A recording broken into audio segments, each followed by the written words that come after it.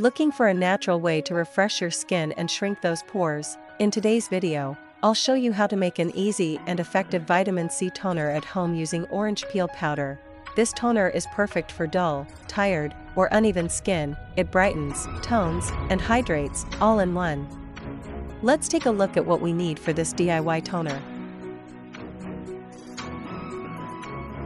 Add 1 tablespoon of orange peel powder to 1 cup of hot water. Cover it and let it steep for 15 to 20 minutes so the vitamin C gets fully extracted. Strain the mixture using a fine strainer or cloth.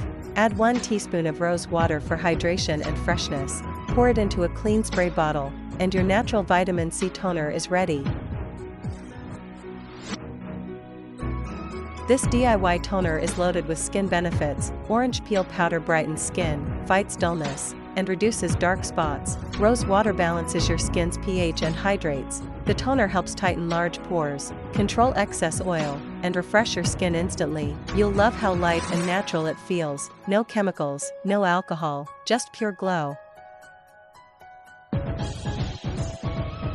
Spray this toner on your clean face or apply it with a cotton pad after cleansing, morning and night.